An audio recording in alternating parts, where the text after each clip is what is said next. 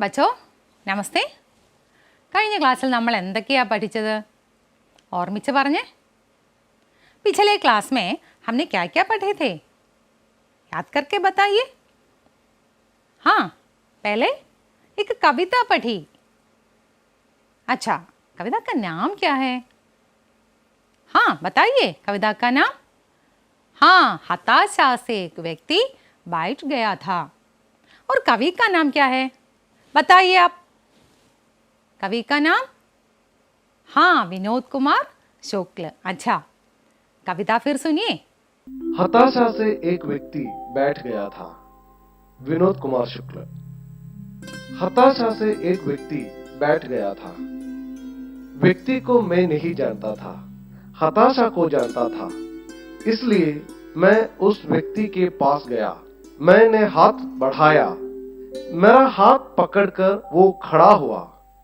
मुझे वो नहीं जानता था मेरे हाथ बढ़ाने को जानता था हम दोनों साथ चले दोनों एक दूसरे को नहीं जानते थे साथ चलने को जानते थे अब मैं कुछ प्रश्न पूछूं कविता में मैं किसका सूचक है बताइए हाँ ठीक है बताइए कवि का अच्छा व्यक्ति को मैं नहीं जानता था हताशा को जानता था इस कथन से कवि का कौन सा मनोभाव प्रकट होता है बताइए हाँ कवि ने उस व्यक्ति की स्थिति को देखकर ही उसकी समस्या या संकट की स्थिति को समझ लिया अच्छा ठीक है अगला प्रश्न सुनिए व्यक्ति की हताशा माने निराशा को समझकर कवि ने क्या किया बताइए अब हाँ कवि ने उस व्यक्ति के पास गया और उसकी ओर हाथ बढ़ाया अच्छा ठीक है अगला प्रश्न सुनिए क्या वो निराश व्यक्ति कवि का कोई परिचित व्यक्ति था नहीं ठीक है वो अपरिचित व्यक्ति था लेकिन कवि ने उसे देखकर ही समझ लिया कि वो व्यक्ति निराश है अच्छा अगला प्रश्न सुनिए कवि ने हाथ बढ़ाया तो उस व्यक्ति ने क्या किया हाँ बताइए उस व्यक्ति ने कवि का हाथ पकड़ा और उसके साथ चलने लगा यहाँ देखिए बच्चों वे दोनों एक दूसरे को नहीं जानते थे साथ चलने को जानते थे इससे कवि क्या बताना चाहते हैं बताइए हाँ वही है बताइए यदि मनुष्य एक दूसरे की सहायता करते हैं तो हम साथ साथ चलेंगे बच्चे यदि मनुष्य एक दूसरे की सहायता करते हैं तो हम साथ साथ चलेंगे अच्छा इस कविता पर एक टिप्पणी का कुछ अंश भी हमने पढ़ा था टिप्पणी किसने लिखी बताइए हाँ सही है नरेश सक्सेना ठीक है देखिए हताशा से एक व्यक्ति बैठ गया था विनोद कुमार शुक्ल की कविता पर नरेश सक्सेना की टिप्पणी पठित पाठ के आधार पर जरा बताइए कि नरेश सक्सेना के अनुसार प्रस्तुत कविता और कवि की विशेषताएं क्या क्या हैं, जरा एक एक करके बताइए। अच्छा, आपने क्या कहा? हाँ, ठीक है, बताइए। विनोद कुमार शुक्ल की कविताओं में मौलिकता है। अच्छा, ठीक है, विनोद कुमार शुक्ल की कविताओं में मौलिकता है। देखिए बच्चों, मौलिकता का अर्थ क्या है? क्या है मौलिकता? हाँ, ओरिजिनलिटी। मौलिकता माने ओरिजिनलिटी। उनकी कविताओं में भाषा की स्वाभाविकता और सहजता है ना? अच्छा, अब हम आगे पढ़ेंगे। अब जरा पाठ भाग देख लीजिए। व्यक्ति को मैं नहीं जानता था, हताशा को जानता था, कहते ही वे जानने की हमारी उस जानी पहचानी रूढ़ी को तोड़ देते हैं जो व्यक्ति के नाम, पते, उम्र, ओहदे या जाति से जानने को जोड़ती है। यदि हम किसी व्यक्ति को उसकी हताशा, निराशा, असहायता या उसके संकट से नहीं जानते तो हम कुछ नहीं जानते। देखिए बच्चों, यहाँ कभी उस व्यक्ति को नहीं जानते थे, वे केवल उसकी निराशा को जानते थे। यहाँ पर अब जरा सोचिए कि किसी व्यक्ति को जानने की हमारी रूढ़ी या परंपरा क्या है, सोचकर बताइए। हाँ, हम लोग किसी व्यक्ति को उसके नाम से जानते हैं, है ना?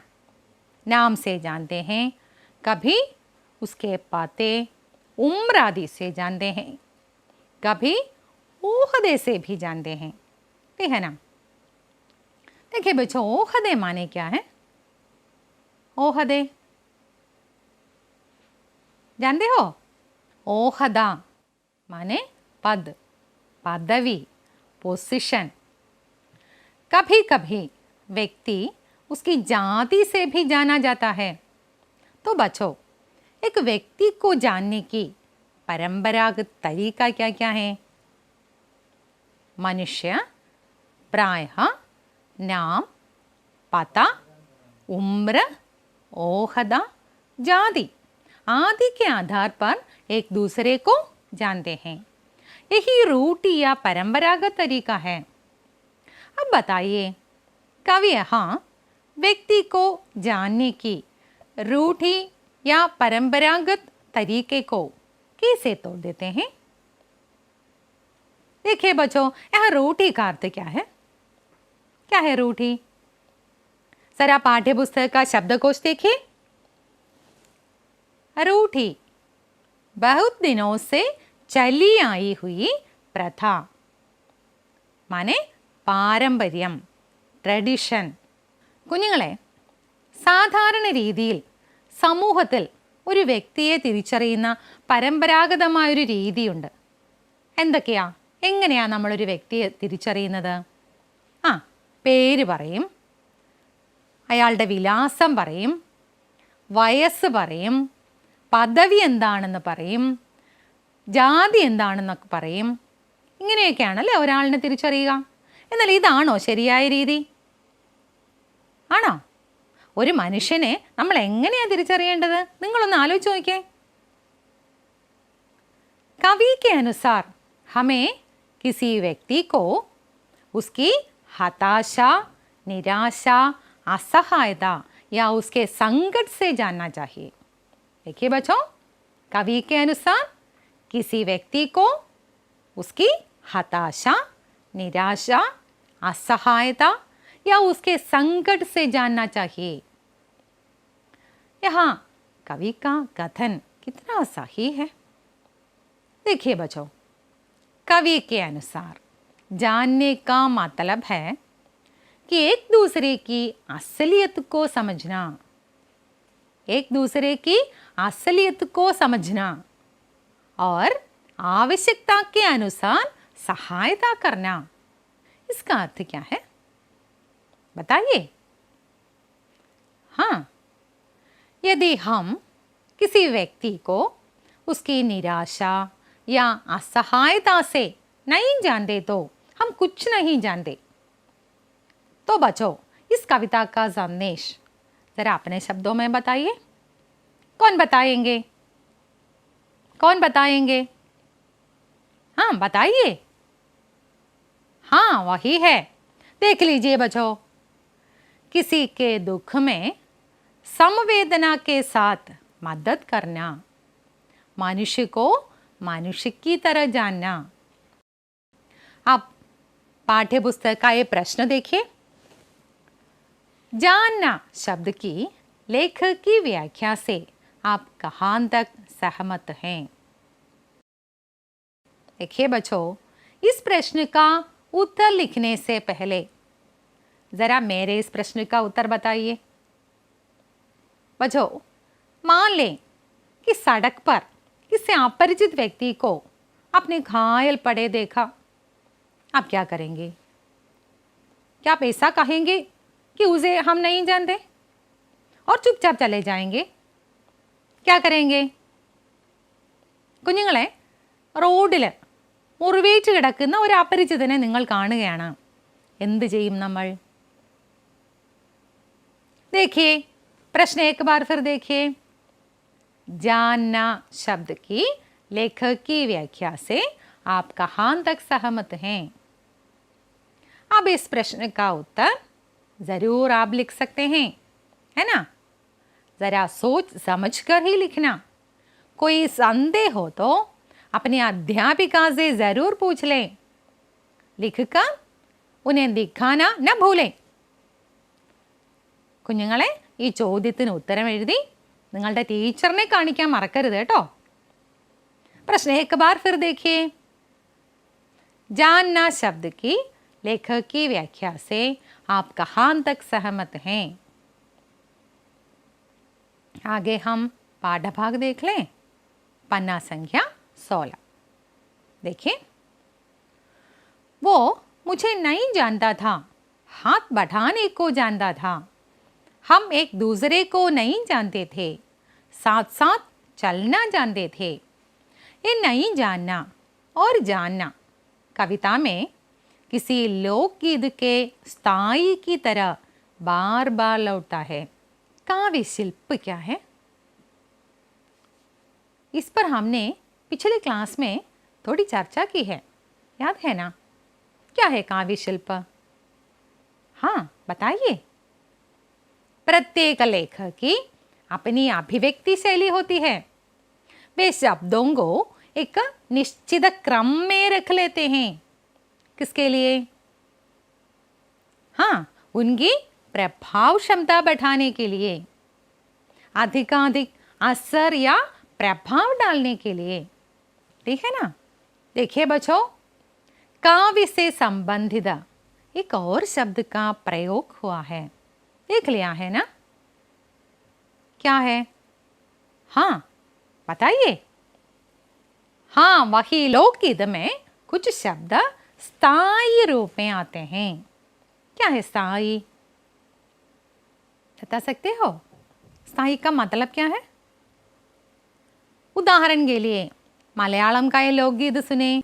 തന്താനേ താനാ തിന തന്താനം താനാ തന്താനേ താനാ തിന തന്താനം താനാ ആദിയില്ലല്ലോ അന്തമില്ലല്ലോ ലക്കാലംബോ ആയുഗത്തിൽ ആദിയില്ലല്ലോ അന്തമില്ലല്ലോ ലക്കാലംബോ ആയുഗത്തിൽ ഇരുളുമില്ലല്ലോ വെളിവുമില്ലല്ലോ ലക്കാലംബോ ആയുഗത്തിൽ ഇരുളുമില്ലല്ലോ വെളിവുമില്ലല്ലോ ലക്കാലംബോ ആയുഗത്തിൽ തെയ്യരയം തെയ്യരയം തെയ്യര തെയ്യര തെയ്യരയം തെയ്യരയം തെയ്യരയം തെയ്യര തെയ്യര തെയ്യരയം തന്താനേ താനാ തിന തന്താനം താനാ തന്താനേ താനാ തിന തന്താനം താനാ।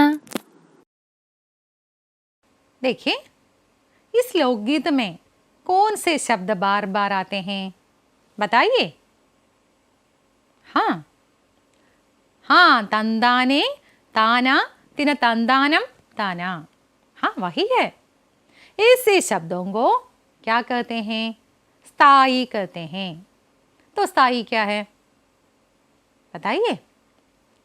क्या है स्थायी? लोकगीतों में बार बार आने वाले शब्दों को स्थायी कहते हैं। तो बच्चों, इस कविता में भी 2 शब्द बार बार आए हैं। बता सकते हैं क्या वे शब्द? हाँ हाँ बताइए। वही है, जानना और नहीं जानना। अच्छा ठीक है, जानना और नहीं जानना। देखिए इसी पंक्तियां देखिए। वो मुझे नहीं जानता था, हताशा को जानता था। मुझे वो नहीं जानता था, मेरे हाथ बढ़ाने को जानता था। दोनों एक दूसरे को नहीं जानते थे, साथ चलने को जानते थे। आप समझ गए ना स्थायी का मतलब क्या है? एक कविता के शिल्प की विशेषता भी है। कविता के शिल्प की और एक विशेषता जरा देखिए।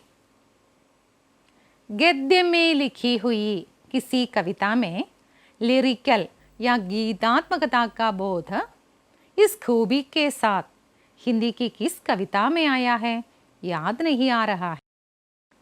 यहाँ भी टिप्पणीकार प्रस्तुत कविता की एक और विशेषता बताते हैं। बता सकते हैं क्या? हाँ, आपने क्या बताया? ये तो गद्य कविता है। देखिए बच्चों, गद्य कविता माने क्या है? गद्य रूप में लिखी गई कविता। क्या है? गद्य रूप में लिखी गई कविता। गीतात्मकता माने क्या है?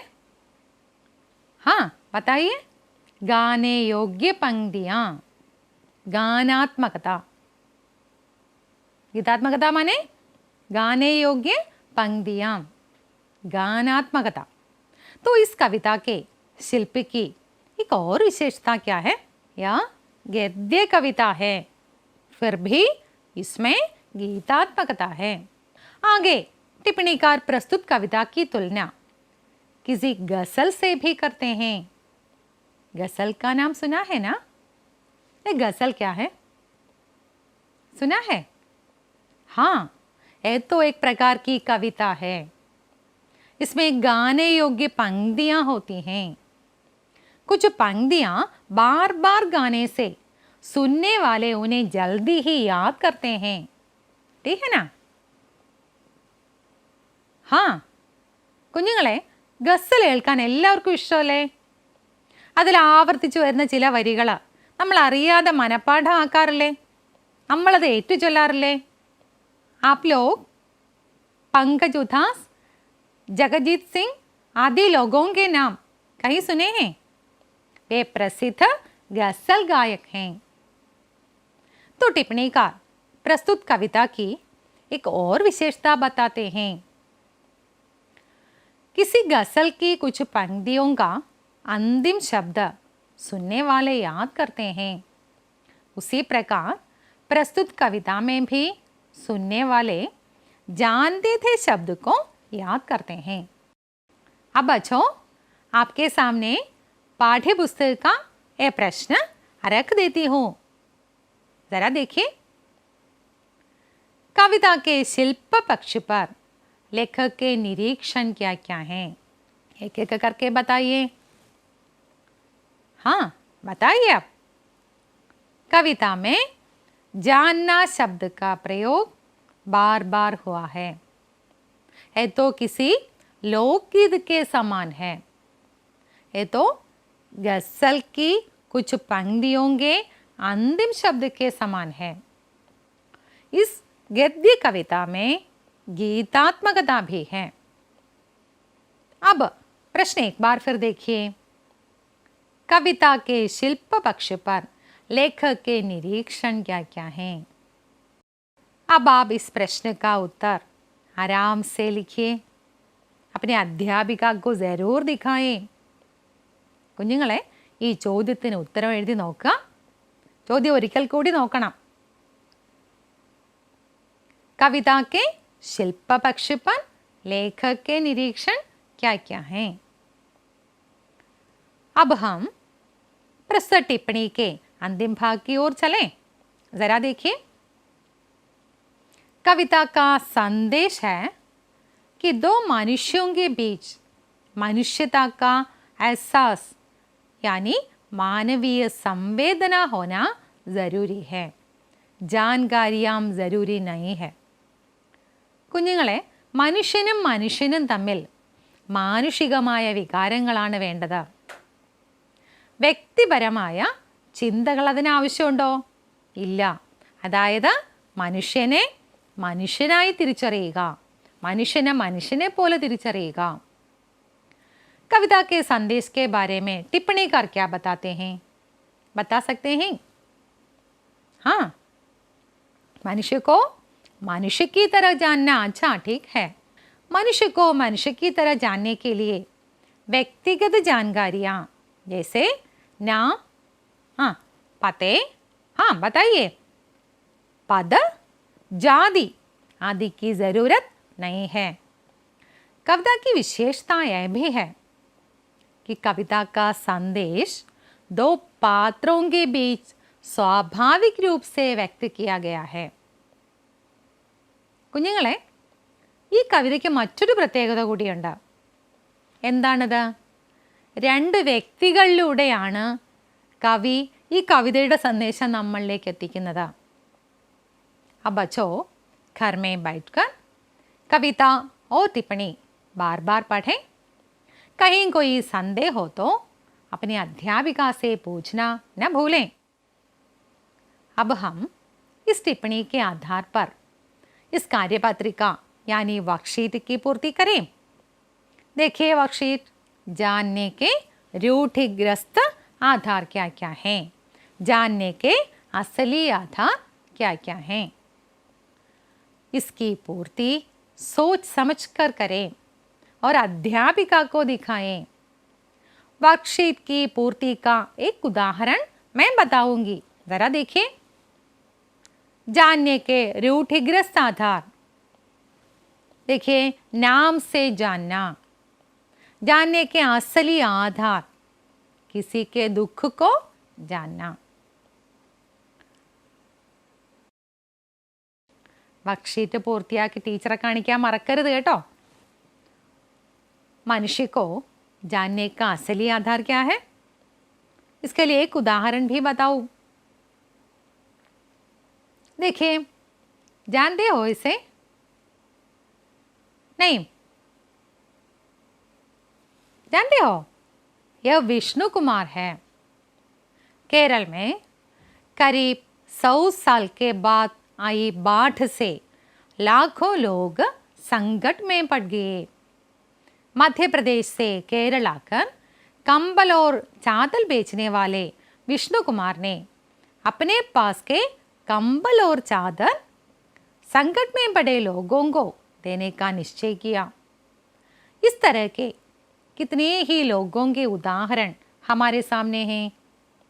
इनका काम केवल मनुष्यता पर ही आधारित है. अच्छा बच्चों, अब हमने देख लिया है कि टिप्पणी कैसे लिखें. नरेश सक्सेना की इस टिप्पणी के आधार पर ज़रा बताइए कि कविता पर टिप्पणी लिखते समय किन किन बातों पर ध्यान देना है. टिप्पणी लिखते समय किन किन बातों पर ध्यान देना है. हाँ बताइए. भूमिका के रूप में पहले टिप्पणीकार ने क्या लिखा है? बताइए, भूमिका के रूप में क्या लिखा है? हाँ, आपने क्या बताया? बताइए. कवि का परिचय और रचना का मूल उद्देश्य. फिर कविता का आशय भी बता सकते हैं ना. हाँ, अगला बिंदु क्या है? कविता का आशय है. अच्छा ठीक है. फिर हम किन किन बातों पर ध्यान देते हैं, बताइए. फिर भाषा और रचना की विशेषताएं. अच्छा ठीक है, भाषा और रचना की विशेषताएं। और फिर क्या? विशेष पंक्तियों का उल्लेख। फिर हम शीर्षक की सार्थकता पर भी चर्चा कर सकते हैं ना। तो देखिए, शीर्षक की सार्थकता और अंत में निष्कर्ष। अंत में हम लोग कुछ निष्कर्ष या कविता के संबंध में हमारा विचार भी वहां प्रकट करते हैं।